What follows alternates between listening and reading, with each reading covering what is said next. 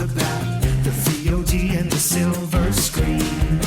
Kevin and Tom and Joe know all there is to know, from masterpieces to deep fried tacos. And if the movie sucks, you might hear them say, there's no telling where the guys will take you.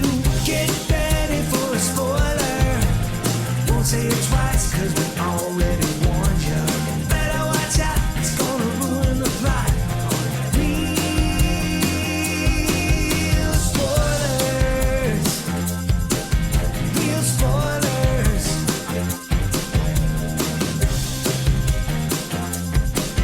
Real spoilers.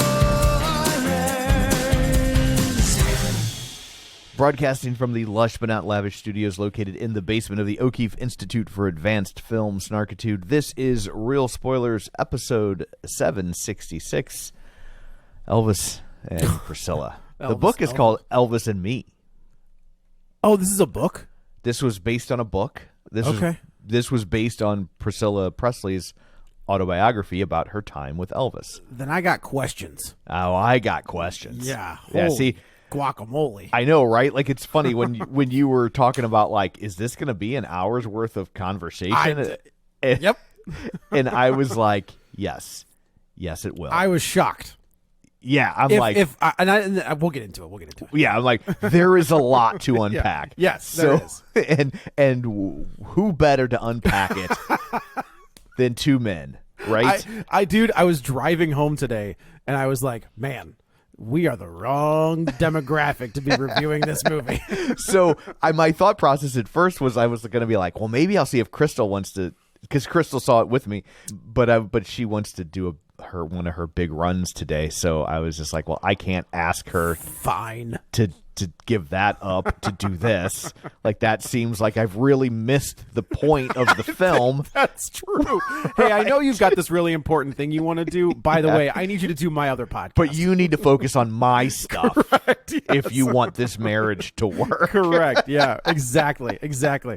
Yeah, totally missed the boat on this movie. Yeah. So let's go around the virtual table and everyone can introduce themselves. This is Joe.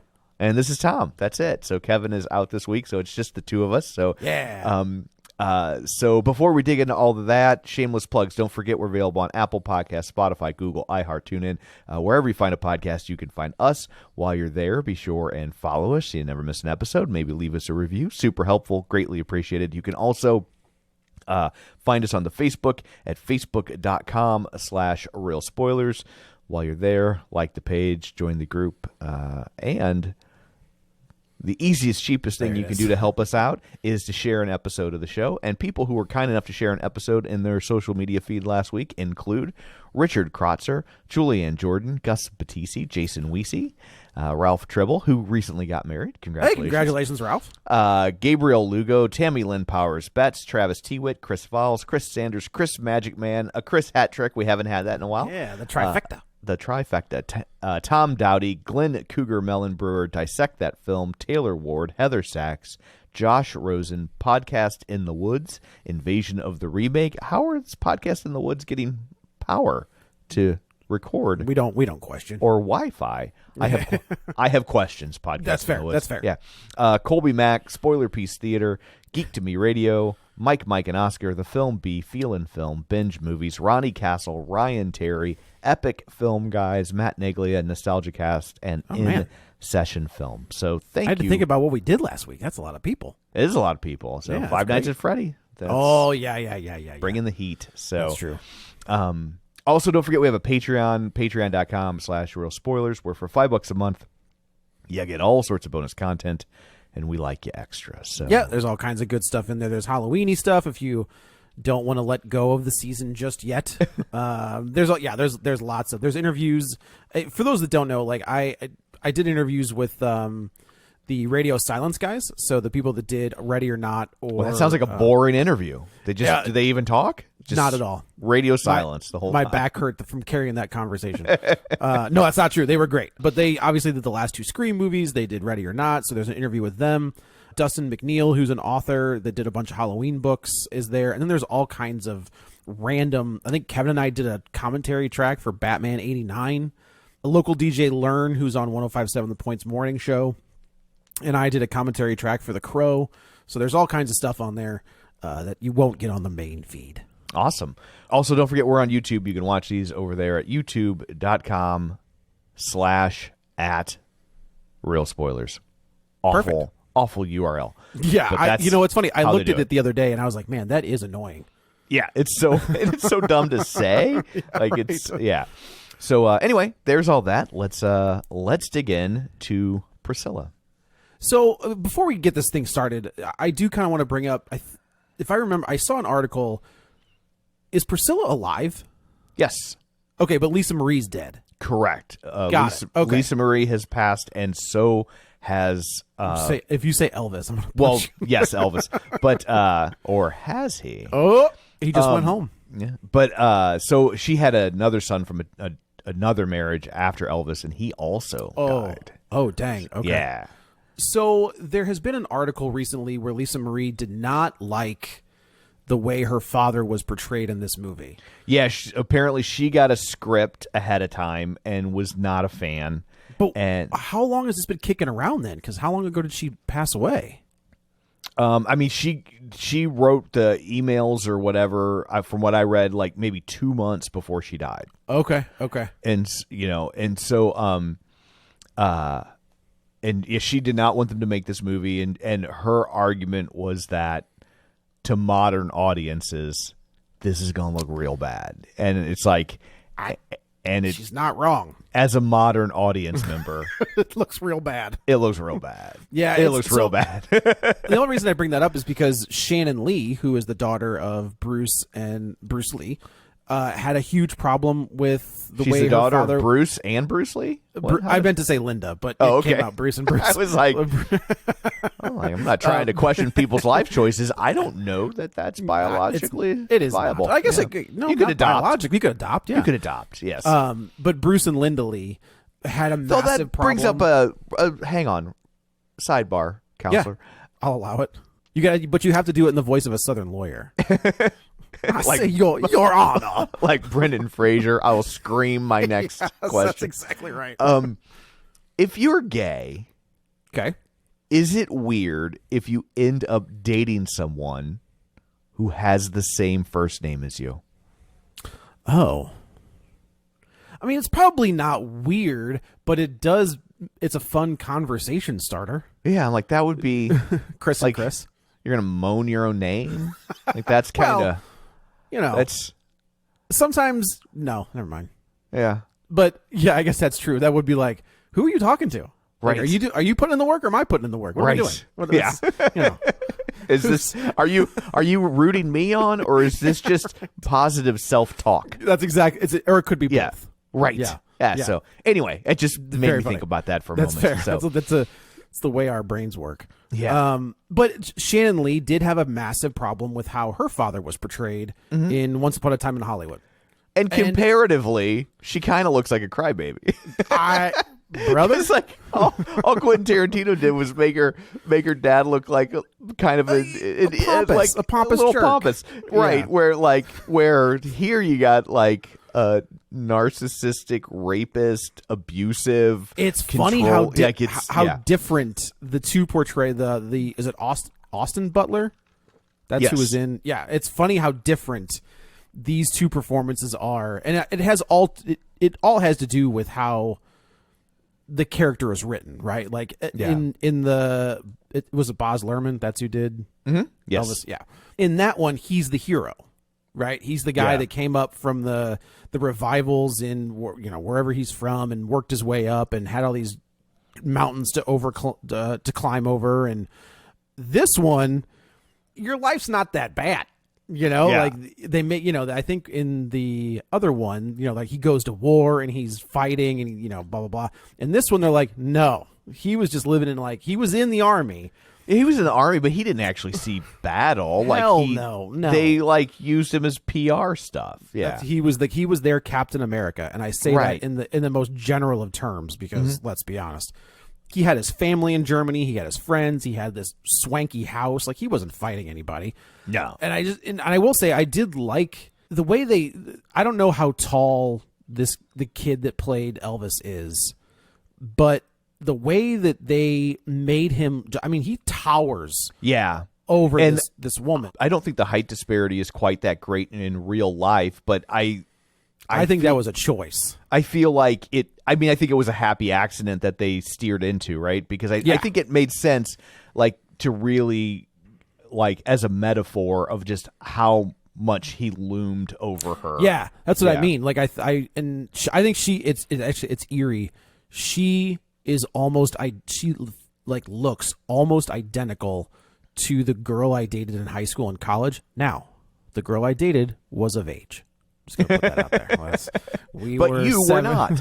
Yeah, right. we were a year apart. It's fine. Yeah. But as every time I saw her, it was like it is creepy how much she looked just like this person. I'm not gonna say her name. Well, hat tip. Thank you. Well you know done. what? Yeah, her name's Stephanie. Well, nah. What's her social security number and her mother's 488. No, I don't know. But it, like, I actually like that, is because it does give a different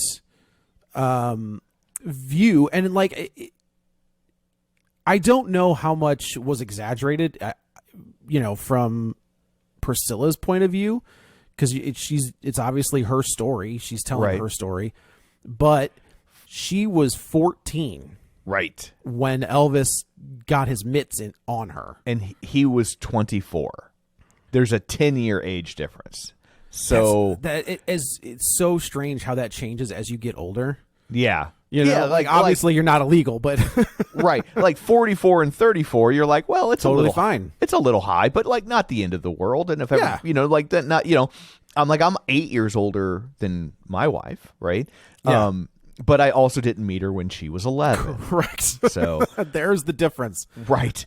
But so I like, it's funny because it's like, I think there used to be this mentality of like, well, if you end up married, it kind of retroactively makes it okay. I don't know, man. I know. I'm not saying it does. I said the first part of that sentence was there used to be this mentality. I will also say he is from backwoods Tennessee. That's okay. Yep. And born in the 30s. Yep. And I know lots of people my age, if you start doing some math on your grandparents, it's going to get real squicky real fast. There was a hilarious meme going around about former famous comedian Dane Cook. Mm-hmm. And I think the joke was that, he posted something like, married my longtime love, blah, blah, blah. And somebody was like, long time? Well, I hope it was more than 5 years or whatever, like just from the age gap between the two. You're just kind of like, what? Yeah. Like, I'm not a smart man, but I can do a little bit of math. Correct. Yeah. That ain't adding up. Yeah. But yeah, so but even back then, people were looking at this with some serious side eye. Like, there was a lot of conversation in the media at the time about her being a Lolita, which is also like, isn't a Lolita like someone that breaks up a marriage though? No, like a Lolita is like an underage sex vixen that lures a poor middle-aged defenseless man into making bad choices, right? Like so even calling her a Lolita, while it acknowledges the age difference, it still blames her. Correct. Right? Like yes. But you're still the problem, teenage girl. Correct. Yeah. How dare you exist in the world? Yes. And this man can't help himself around you. Yes. It's so and it's also weird. Like, it opens with, her in Germany, her parents are in the military, and like another military member is basically trying to procure her. Like, with everything that has happened in the last 2 years with the Epstein thing, 2 years. Sorry, a fly just flew into my eye. I think it's more like 4 at this point, but yeah. Oh, okay. Dang. COVID. I know, right? It did. This plot point where Priscilla is minding her business in a diner, doing homework, and this guy just, like, out of nowhere, this army dude saunters up and he's like, hey, do you want to meet Elvis? Because he'd really like to fuck you. Yeah, I mean, Like he doesn't say that, but he's got like, even though Elvis does not have sex with her at this point, Is in the that film, so? That's a plot point I do want to talk about when we get there. Okay. Is like the way he kind of just waves her off constantly, right? and I'm curious as to if that was real. So obviously, there's only two people that know the answer to that. Correct. And one of them is dead. Correct. And the other has said for years, Priscilla Presley has never wavered from this story that that they did not have sex until they were married. But I think the movie downplays just exactly what they were doing. You know what I mean? Like, so he does at one point say, "We can do other stuff." Right. And so this is a quote I found. This, according to her account, Elvis told Priscilla that they had to wait until they were married before having sex. He said, and this is a quote I'm assuming from the book Elvis and Me, "I'm not saying we can't do other things. It's just the actual encounter. I want to save it." Priscilla adds, quote, "Fearful of not pleasing him, of destroying my image as his little girl, I resigned myself to the long wait. Instead of consummating our love in the usual way, he began teaching me other means of pleasing him. We had a strong connection, much of it sexual, the two of us created some exciting and wild times." So I don't like the way that sounds at all. I hear that as lots of blowjobs. I was thinking the 5-hole. I mean, maybe that too, right? I mean, that's like, that's but, that it's so bad. Yeah, like there's is. no like I said, this other guy is like, "Hey, Elvis would really like you. Would you like to come to this party?"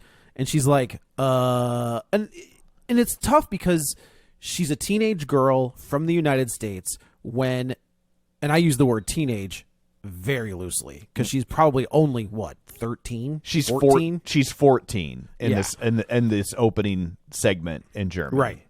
And probably the biggest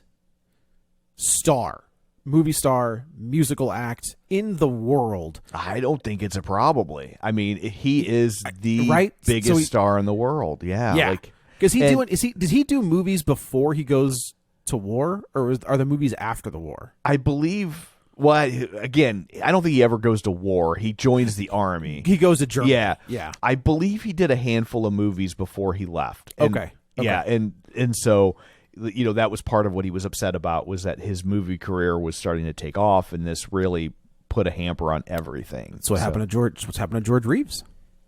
Yeah, he came back and he was Superman, and that was it. Game over. Yeah. Well, he was in This Is From Here to Eternity.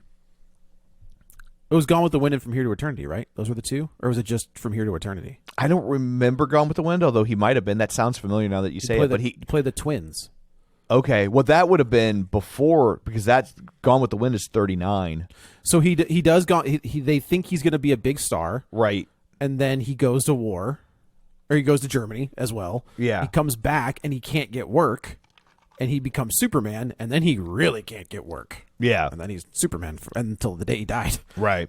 But yeah, okay. So like everybody knows that he's there. Everybody knows that Elvis is in Germany. And when this guy's like, "Come hang out at this party," and she's like, "Well, I have to talk to my no, right? I have to talk to my parents." And this is the part where I was like getting angry in the theater. Right. As the father of two daughters, one of whom is only 2 years younger than Priscilla, right? At this point, yeah.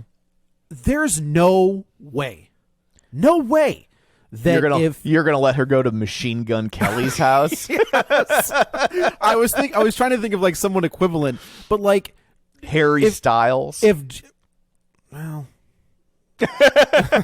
He is awful dreamy. He is awful dreamy. But I was just like, Post Malone or Drake, right? Right. If one of those two guys were like, "Hey, I want to hang out with your daughter," it's like, I'm going to punch you in the face. Right. Like, there's no way. And the fact that both of these parents were just like, okay.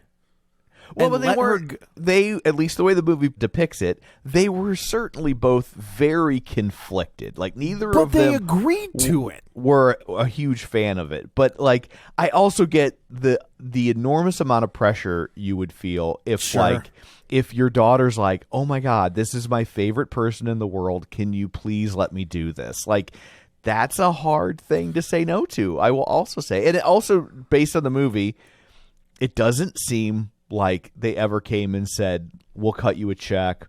We'll change your life." That's true. Like it doesn't. Like my thought was going to be like they sold their daughter, and Right. And Didn't we see something where that happened? Didn't we see a movie like where they? I could have. Man, it's been. It so sounds long. familiar, but we Yeah. see a lot of movies around. That's here. that.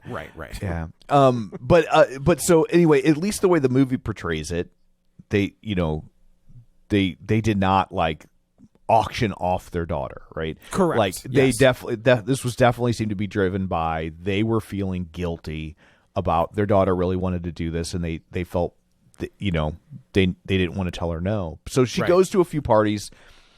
I think he kisses her once or twice, and Yeah, and then he gives her, and it's very interesting because the way, and I'm not a huge Sofia Coppola fan, but I appreciate that she's a very talented director and she's got a very specific eye for film. Yeah, this is a great looking movie. It's a great looking movie. Overall, I thought this movie was kind of boring, and I thought think, it was kind of middling. Is kind of how I felt about it. I think the problem is that ultimately this movie is about loneliness, and the only thing more boring than your own loneliness is watching someone else's. And so That's true. She does make her feel, and she is. I think she is in real life in her such very isolated. Yeah, by design, right? Like I think Yeah. Elvis locked her down for, and that's the other part that does kind of it's mind-boggling. Where Elvis does find her attractive, and he does kind of lock her down as a person, but at the same time, he's Elvis, and he has these relationships with Nancy Sinatra and Anne Margaret and whoever else, whatever, star is next to him. right. They're- I mean, the they're story connected. has always been that he had sex with every one of his leading ladies but Correct. one, and that it was always like, but one was so they all had plausible deniability if they Right. wanted to say it, but we all know the one was Mary Tyler Moore.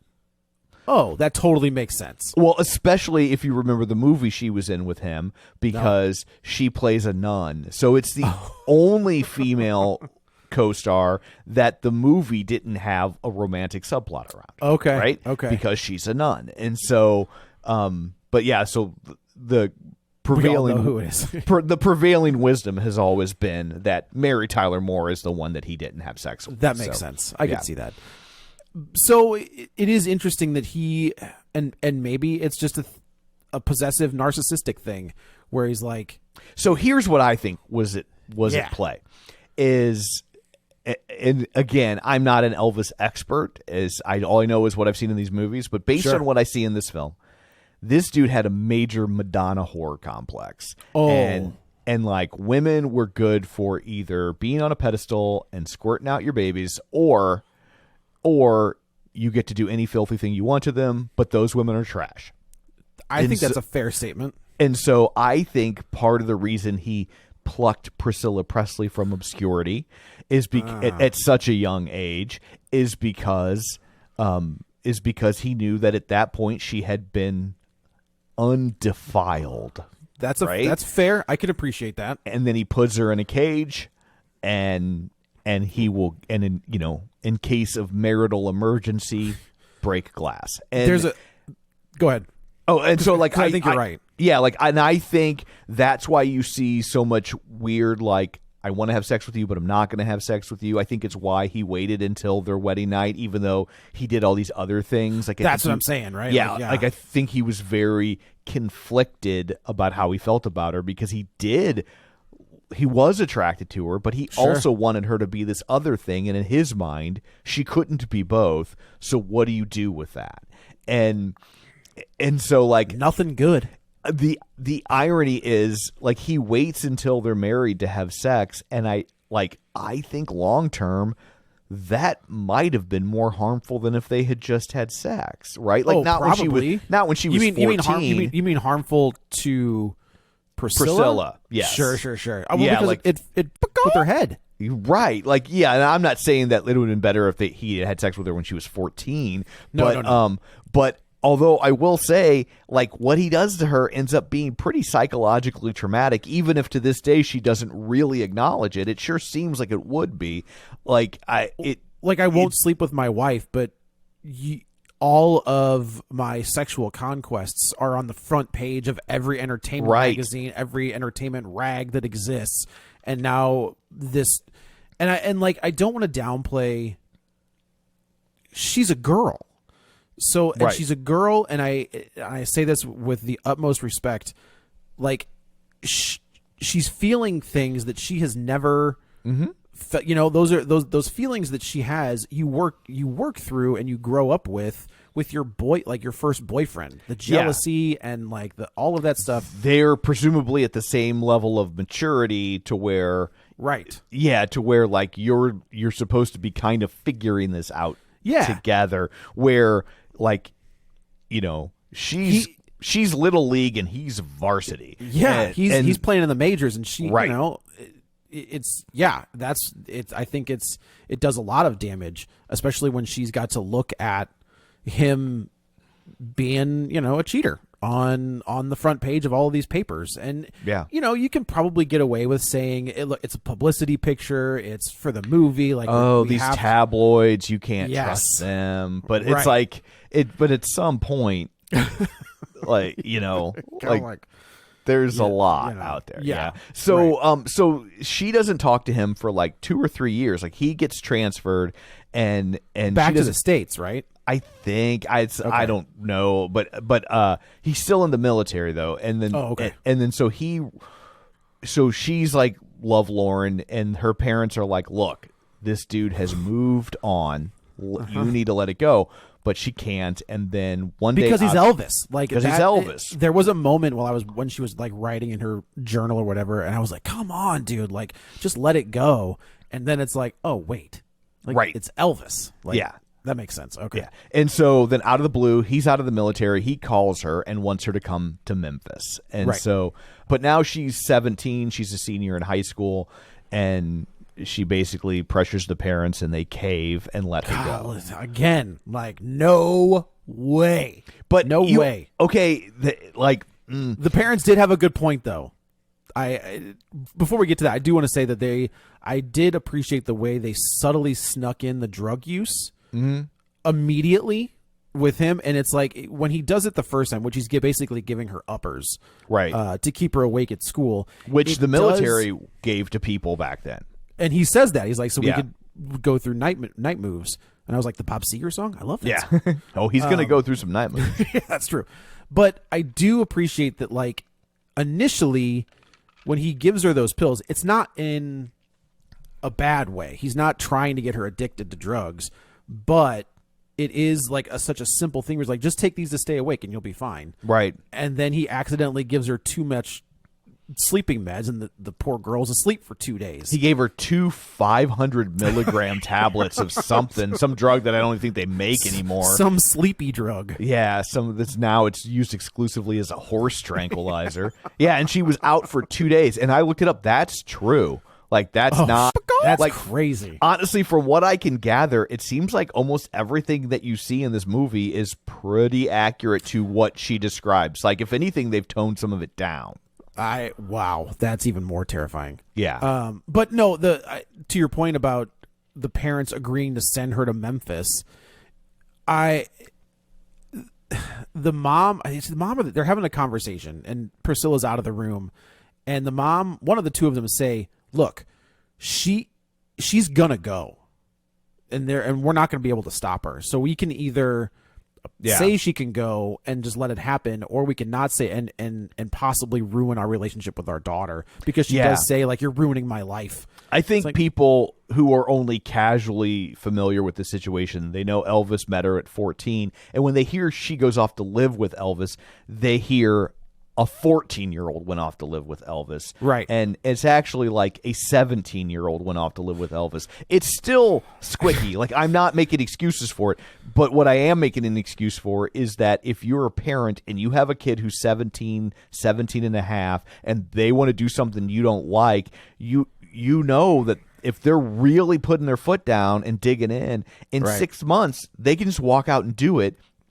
And now you've got no relationship with your kid. Like, what choice? You kind of don't have a choice at that point. And especially when her person of interest / boyfriend is Elvis Presley, who has all the money in the world. Exactly. Right? Like limitless money. This isn't a guy that works down at the gas and sip that says, come live in my parents' house with me. Right. Like, where you can kind of shut that down because it's like, well, we're not going to provide any support. How are you going to do it? Right. I think of that guy from what was the Jason Sudeikis Jennifer Aniston flick where they're the fake parents. Oh yeah.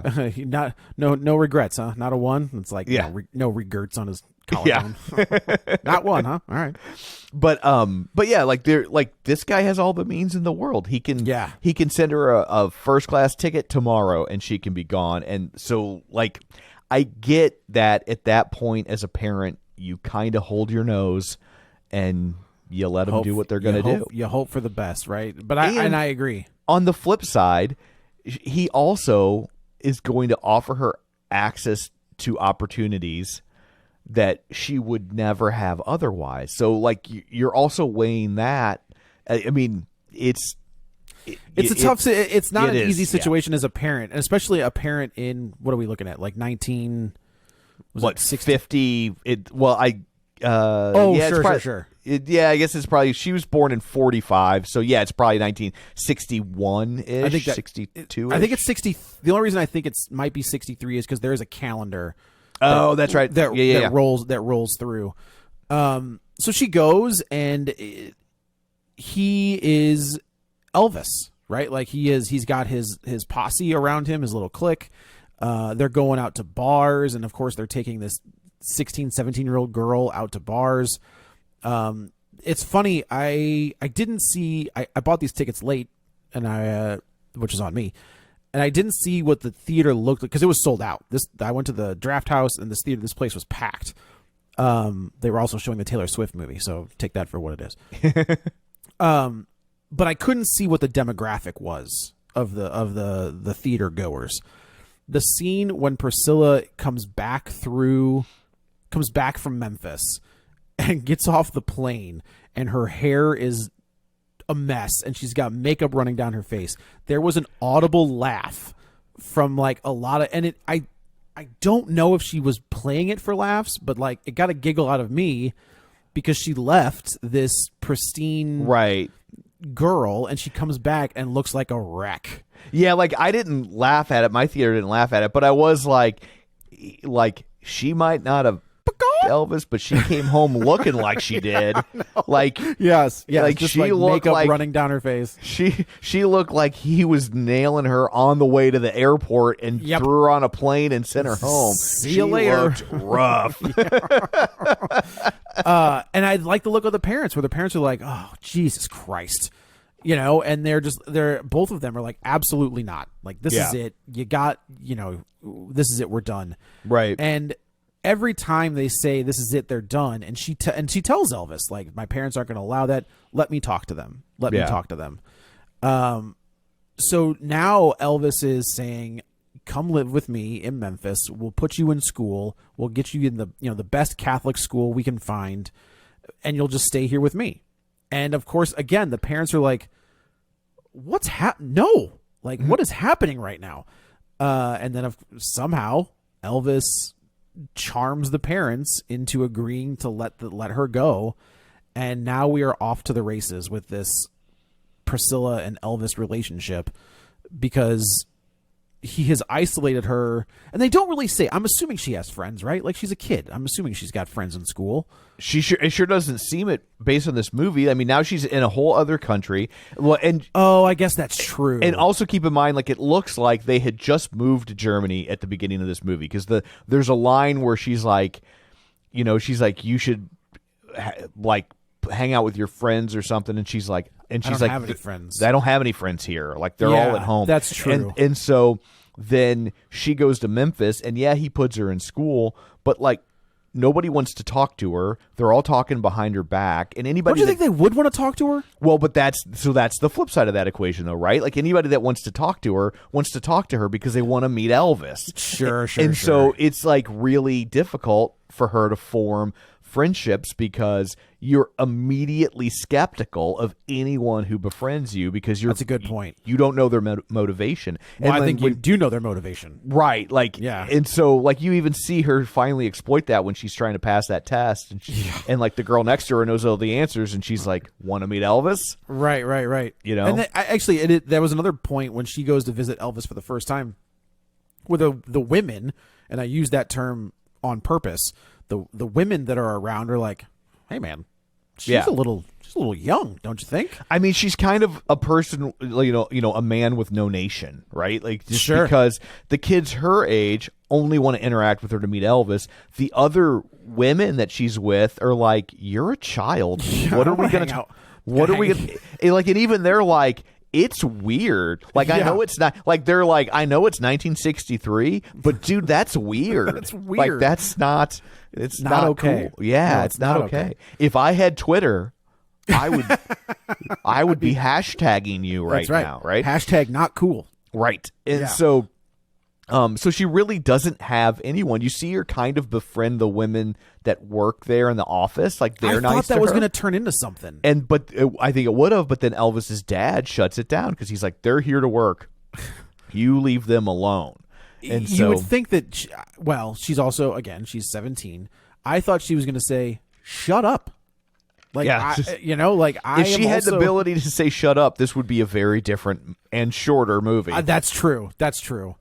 Now they're in Memphis, and he's living the rock star, movie star life where it's not that he's unattentive, and he is kind of, but he's busy. He's attentive when he wants to be. That's fair. She is a toy that he takes down off a shelf and plays with when he's in the mood, and when he's not in the mood, he goes off and plays with other toys. And yep. Yeah, and so I gotta tell you, Anne Margaret is not a bad toy to play with. Not at all. No. Yeah, like that's. No. I remember seeing her. What was she in? Was she in the second Grumpy Old Men? Yeah. Right. No, she's in both. She's in both. Okay. So yeah. Oh, she's the one they're both after in the first right. One. And then I think in the second one they introduced Sophia Loren. Sophia Loren. I was thinking it was Raquel Welch. But either way, both great choices and still looked fantastic. Yeah. In Grumpy Old Men. So she's living this solitary life. Elvis leaves her a dog as like and it's interesting that even the people that are around Elvis are like, I don't want this broad around here anyway. Priscilla's minding her own business, playing with this dog in the front yard, and this woman, I don't know who this woman was. She pops up every once in a while, kind of says like, stop drawing attention to, does she say stop drawing attention to yourself or stop drawing attention to Graceland? Because I don't remember, but she's playing with the dog, and then the people are loitering around the front, and then they're like, "Oh, that's Elvis's maybe girlfriend," and and then this woman's like, "Get out! You need to start paying attention to what you're doing." Yeah, and it's like, man, no, like if that, and I have no reason to say that it's not. If that was her existence, that seems awful. Yeah, but also on the flip side, doesn't Graceland have a backyard? Like, also thought the same thing. I was like, why don't just go around to the back? Go to the backyard. It's fine. Like, there's no way. Like, where were they going when they're shooting their guns and riding their golf carts? Go play with the dog there. Yeah, like that's fine. not. Yeah, this seems like a easy problem to solve. There's a line later in the movie that I thought was great that gives an idea as to the hubris of Elvis. Yeah, is they have all of his buddies have a jukebox, and they see a Beatles song on there, and he's like, a Beatle? What's a Beatle? Like, that's the dumbest thing I've ever heard. And it's like, well, those guys are going to kick the shit out of you in about 1 year, and you will be. It's by like the way, what? A new Beatles song just came out. Yeah, that's weird. It was pretty middling, I thought. It was, but it was still like, it's 2023, cool. and a new Beatles song just popped up. Yeah. But yeah, it's like what you did to Frank Sinatra. Like, they're about to do to you. Except they won't turn around and have sex with your daughter. I was just thinking the same thing. Like, yeah, not only did I end your career, but I also hooked up with your daughter. Yeah. Publicly. Well, he didn't end his career, but he obviously he signaled a change in what was popular. Like Correct. obviously Frank Sinatra still had hits during that time period because that's when he kind of reinvents himself with the Nelson Riddle Orchestra. And okay. And you start getting like "Come Fly with Me" and stuff like that. Yeah, and but he obviously he segues from being like the number one guy. Popular music for the kids to being more of what we would term today like an adult contemporary act. That's fair. Yeah. He was the Michael Bublé. Yeah, for sure. Yeah. So there, she is just trying to find her place, and it is not going well because he's gone all the time because again, he is making music and he's starring in movies and he's, doing all that stuff on the road where he keeps saying, what does he keep saying? You got to keep they do have some the really home good fire's burning. And I like where she's like, the fire's real low. Yeah. And I was like, oh, that's a good line. Like I like that line a lot. But he will constantly, it's one of the things that I did like by the end of the movie is he threatens to like kick her out. He's constantly like, I'm going to kick you out. You're done. And when she the first time she's like kind of breaks down and he's like, okay, I'm sorry. And the last time we see, she's actively like, she is pregnant. She's in her third trimester. And again, for everything I can tell from my minimal research, sounds like that is absolutely true. Or at least Priscilla says it's true. Like, Sure. like obviously he's not around to give his side of the story, but like that's not something that the film made up. It is based on information provided by Priscilla Presley. And I think he's already been caught in another affair with Nancy Sinatra, I think, again. I think it's the Anne Margaret one that really upset her, I think. Oh, okay. Well, because she said that they were engaged. Like, Anne Margaret in the press was like, they're engaged. Like, why would she say that? I was like, oh, you put a ring on her finger. I don't know. Why would she say that? And the way she plays it this last time, where he's like, I just think we need some time apart. And she was like, okay, just tell me when you want me to go. And turns around and walks out. And I was like, she's figured it out. Yeah. Like, if I don't play into his wackadoo game, he's going to come right back. And I was like, it's an interesting character turn for her where she figures out his bullshit. So, I mean, basically the run of this is her being isolated, him being a scumbag, and doing you just go through these different versions of Elvis where he gets way into like spiritualism, yes, like the kind of road the Beatles went down with, exactly, and she's just like so bored with it. She's like, please, it's a great scene. Please stop making like. Apparently, he would keep her up late at night just reading to her from these books, and she was just like, oh, sweet baby Vishnu, please kill me now, sweet baby Vishnu, and then he stops because Colonel Tom Parker's finally like, this needs to stop now. So and he's like, okay. Do you think as you're watching this, I think she may have called the Colonel and said, I don't know. Like, can you tell him to stop, please? It's so hard to gauge because it doesn't seem like she has. I mean, Colonel Tom Parker's only ever mentioned in this movie and one or two times, and so I can't really get a handle on whether or not she had any real relationship with him at all. That's fair. I just feel like she has that blow up with him. Yeah. And then all of a sudden the Colonel says, throw that shit away. Right. And he's burning books and which they did. Oh, sure. Yeah. Right. And then so he does have, now I think we're full blown into, and one of the things about the Austin Butler movie is they hammer down on the drugs. Yeah. Like, they were just pumping him full of, kind of like Michael Jackson, is they were just pumping him full of whatever they needed to keep him going and to keep that cash cow flowing. So even Priscilla says, look, I think we're done. Like, I think the pills are too much, because they have like a pillow fight. And of course, Elvis takes it a step too far and cracks her in the face. Yeah. And she's like, that's it. Like, and from what I read, after the pillow fight in real life, she had like an eye patch for like 6 weeks. Oh, seriously? Yeah. Like if anything, really the movie plays it down. Like, yeah, in this movie, he pops her. Yeah. Like, he winds, there's one thing to wind up with a pillow, but there's another thing to wind up with a pillow. So I think that he proposes and they get married, and you see all those pictures, and and that's the problem with this movie, is it does kind of just become like her walking around the house. Yeah, like there's not a lot, like the protagonist has almost no impact on the story. Yeah. Until literally the last scene of the movie.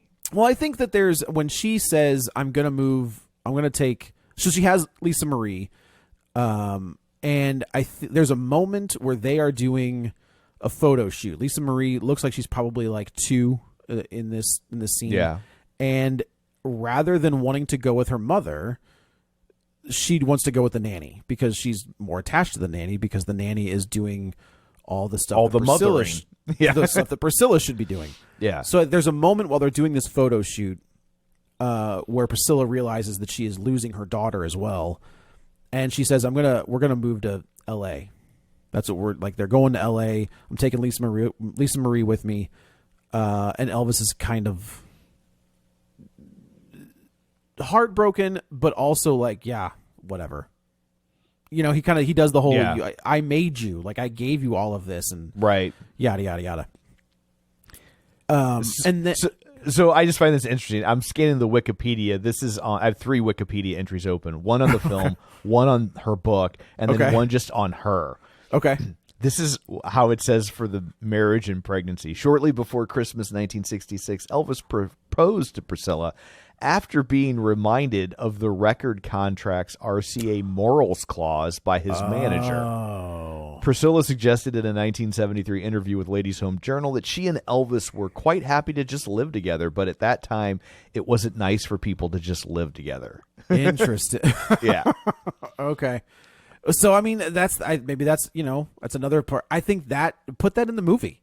Yeah. I think that just gives another layer of that. He doesn't really, he might love Priscilla, but she is just there when he needs to use her for, whether it's the morality clause or whether it's, for the Madonna effect, whatever, not the other Madonna, this Madonna. Yeah. The religious Madonna. The religious one, yes. Right.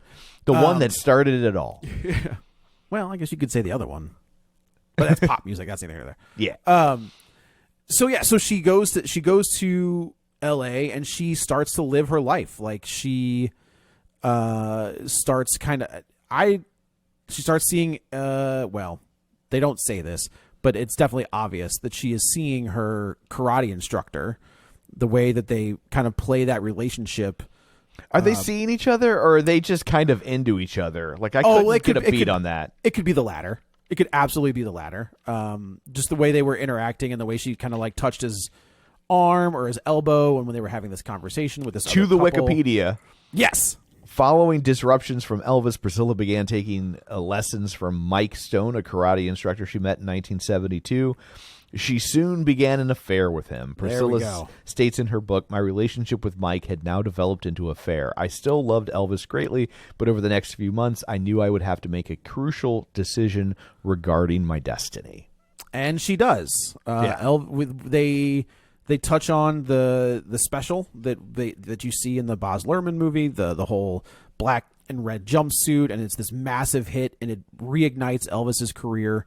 And now he's setting up a residency in Vegas, which we see, we know all this stuff. Right. From the other movie. Correct. Yeah. And it's in Vegas that I honestly didn't remember when he died. So I was like, he dies in 1977, I think. But in Vegas, right? I don't remember where he was at. I feel like he was, because at the end of that movie, they show his last performance, and I feel like he's in Vegas. When I could be wrong about that, but I thought the way that was shot, I thought he was in Vegas. Gotcha. But there's when they finally consummate the relationship, and the maid is putting food by the door every whatever. There is a peanut butter and bacon sandwich, and I was like, hey man, that's what killed peanut butter and banana. Oh, I think. Well, that it was could be. well the sandwich he's famously associated with is peanut butter and banana, but fried. Maybe I don't know. It's either way, real good. But I was like, hey man, you might want to watch those because you gonna die. On a toilet, no less. So Priscilla is there in Vegas, and Elvis sends like a host basically to go get her, and she was like, well, this is weird, like he doesn't usually go to his room in between shows. So she goes up there, she's checking on him, and he forces him, so he attacks her, and she fights him off, and she's like, this is ridiculous, I'm done, this is it, well, you and I are done, I'm leaving the marriage. And he's like, is it for another guy? And she was like, no man, it's for me. And this is the most character development we get with her, where she finally stands up to him, and he realizes he's screwed up, and he can't talk his way out of this one. I feel like this scene really downplays what happened. I mean, because first off, downplays their relationship, downplays what happened in that moment. Sure. Because first off, I remember saying this when we were leaving the movie to my wife. I was like, no marriage in the history of marriages has ever ended with, you know what, I think I'm ready to leave. That's a shame, baby. Maybe in another time and place. And then I walk down the hall to my new life. Like Correct. that, like, that's it? No. Bull. No. Bull. So much more to that. Because I said to my wife, like, look, you and I have both been divorced. That ain't how you wrap it up. Like, Nope. It gets ugly. Even if, and especially with him, right? Yeah, it's going to get ugly. Especially with him. But, like, even if a couple ends up amicable, that actual moment is going to be ugly, right? Yeah. And so, like... And when I say with him, I mean like this emotionally stunted man-child who gets what he wants, and always you're his possession. And right. so, like, this is from the Wikipedia. She says, my relationship with the karate instructor had now developed into affair. I knew I'd have to make a crucial decision. She later states, Elvis must have perceived my new restlessness. A couple of months later, she said that Elvis had requested to see her in his hotel suite. It is there, she wrote in her book, that Elvis forcefully made love to me. As he said, this is how a real man makes love to a woman. And that's what he says. Yeah. And then in a later interview, Priscilla said that she regretted her choice of words in describing his actions, because like people were like, honey, that's called rape. Right, yeah. And so now she's trying to walk it back. Okay. And then I thought this is interesting. She states in her book, he had mentioned to me before we were married that he had never been able to make love to a woman who had a child. Okay. Yeah, and I'm like, that's a choice, I guess. Yeah, that's weird. Yeah, that is weird. But yeah, I just I don't buy this breakup scene. You know? No, it feels like that. To me, it feels like we got to wrap this up. Yeah, and we're just gonna let her walk off into the sunset. And that's kind of what they do. She walks out of that hotel room. He accepts the fact that she's leaving, in the movie at least. He accepts the fact that she's leaving and taking his daughter with him. I vaguely remember in the Austin Butler version, this scene kind of happens, but he's like getting on a plane. Right. They're like at an airport in front of a plane in a limo. Yeah. And it seems like post divorce it was relatively amicable. Oh, sure. And Yeah, again, from the Wikipedia, this is interesting, the divorce agreement. The couple agreed to share custody of their daughter, Lisa Marie, and Priscilla was awarded an outright cash payment of $725,000. Remember, this is 1973. It's a lot. It's a lot of money. Yeah, as well as spousal support, child support, 5% of Elvis's new publishing companies, and half the income from the sale of their Beverly Hills home. Originally, the couple had agreed upon a much smaller settlement, a $100,000 lump payment, $1,000 a month in spousal support, $500 a month in child support. Priscilla was keen to make it on her own and prove that her marriage to Elvis was not about money. After consulting her new lawyers, her demands increased, pointing out that a star of Elvis's stature could easily afford more for his former wife and child. And then it says, Priscilla and Elvis remained close, leaving the courthouse hand in hand on the day of their divorce. That's because Priscilla got paid. Yeah, but why. but yeah. So obviously Priscilla Presley is still very much pro Elvis, right? Even after everything we see in this movie, she throughout her life has been very protective of the brand. Her and Lisa Marie were very involved in the Baz Luhrmann movie. Interesting. Okay. And they did lots of press for it, and they were and I think that's part of why Lisa Marie was so upset about this movie. I think she kind of felt like, hey, we just did this big thing to be like, Elvis is a good guy, and this is going to completely undo that potentially. It doesn't. To me, this is on the same level as Great Balls of Fire. Yeah. And I think Priscilla looks at it as like, well, this happened and I still love him, but he did do these things. And I think Lisa Marie was like a little bit more savvy. That's fair. Recognizing that like, yeah, but like, I get you've made your peace with it, but if you present this to the public as new information in 2023, because for most people or a good chunk of people, it's gonna be new information. Yeah, absolutely. Like, and there's probably a lot of younger people that saw the Elvis movie that maybe have been like, oh, Elvis is really fun and cool. And then they see this like, and they're no. Like, well, now we have to cancel a man who's been dead for 50 years, right? I'm not going to do the whole bit. There's a comedian named Shane Gillis. You probably recognize that name. He was going to be on SNL, and then a joke popped up that got him off of SNL. He does a hilarious bit about seeing George Washington, like a George Washington museum. Yeah. Go find it, because it is exactly what you just said, where they lead with all of this stuff, and at the very end, they hit you with something. You're like, well, I was feeling pretty good about George Washington. Now I save that to the end. Okay. All right. And then it just kind of ends. But I do wonder, going back to the Shane and Lee thing, if there's just a degree of hero worship, and I think that makes sense. It's your dad, right? And sure. It's a dad that you probably didn't know very well. I don't know. Shannon was a baby, like a baby, because Brandon was a toddler when Bruce Lee died. Right. So the only thing that Shannon, and I'm not trying to Shannon Lee, the vision that she has of her dad in her head is her dad, where I feel like Lisa Marie's probably in the same boat. She was, what? You said he died in she would have been about 10 when he died. She was born in really 60. Young. She was born in 68. He died in 77. So okay. She's going to have some memories, but not tons. Yeah. Right. Yeah. And I think that there's a degree of that comes into play when you're talking about somebody's dad and kind of the things that they and Bruce Lee. And I'm not saying Bruce Lee did anything right, but he was a badass, and he probably was a little bit pompous, but at the same time, that story is being told through the lens of Cliff Booth, right? Where it's not the real, it's Cliff's Cliff's memory of Bruce Lee, not how he actually was. Right. This movie, on the other hand, is supposed to be how he actually was. It's firsthand experience. Yeah.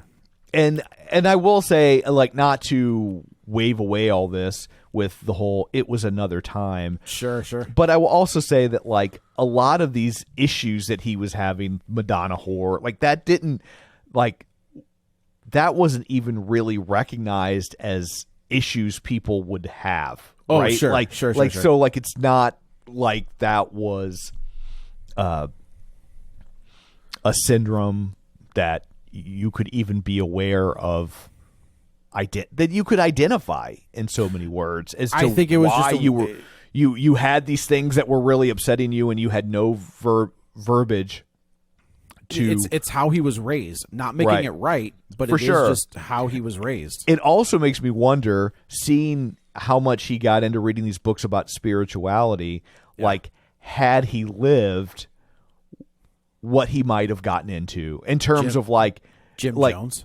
Yeah, like, wouldn't surprise me. But yeah, that could go either direction, right? Like he could go into a really weird religious territory like that. I could also see him getting very into self-help and going down that rabbit hole of being like, oh man, I shouldn't have been like that. Like, yeah, that makes you sense. know, but obviously we will never know. But We will never know. yeah. So anyway, overall, like the movie itself, it's a great looking movie. Yeah, it's beautiful looking. And the performances are solid. I thought the Elvis was okay. Like I appreciated he wasn't trying to just do a flat out impersonation of Elvis, because that can get tiresome and very cartoony. And it did in the other movie.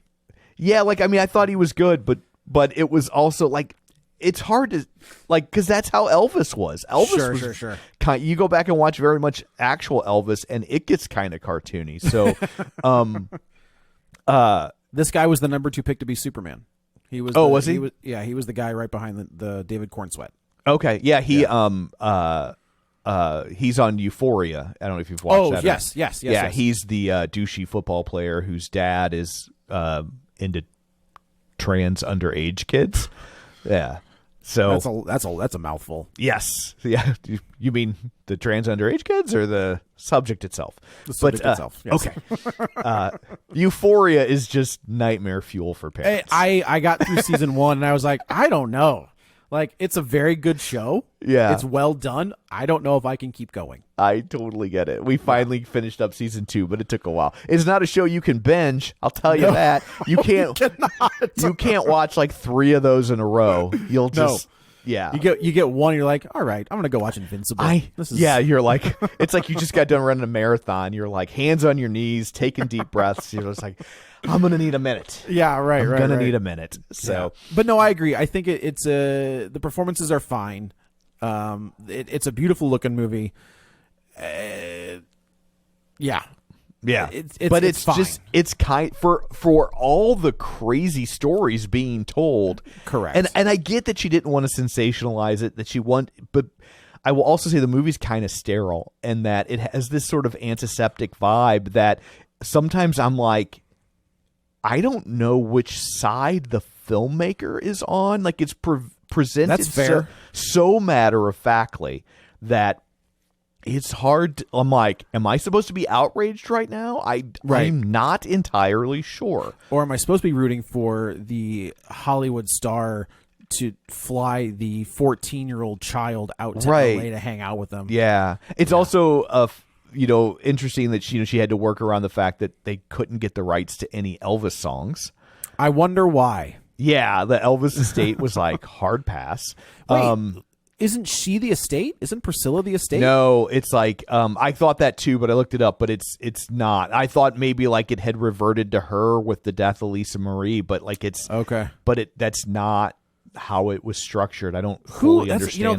That's an interesting question. Who has the rights to Nirvana? Does Francis Bean have the rights, or does Dave Grohl have the rights? My guess is Kurt's portions are owned by Courtney Love. I don't think that they are. I mean, she was married to him at the time, so like that's she, true. like that. So I would think that those would go to her, unless he had written something saying otherwise. Well, that was always if you have any of the conspiracy theories that he was going to divorce her and take everything and say you don't get any of that, and then all of a sudden he died. Right. I take that for what it is, but yeah. But anyway, it's odd at times just how kind of hands off the movie is being, and I think that she being Sofia Coppola is trying to not sensationalize it, but like perhaps she overcorrected. That's fair. Yeah, You know. I would agree with that. I would agree with Yeah. that completely. Yeah. So, there you go.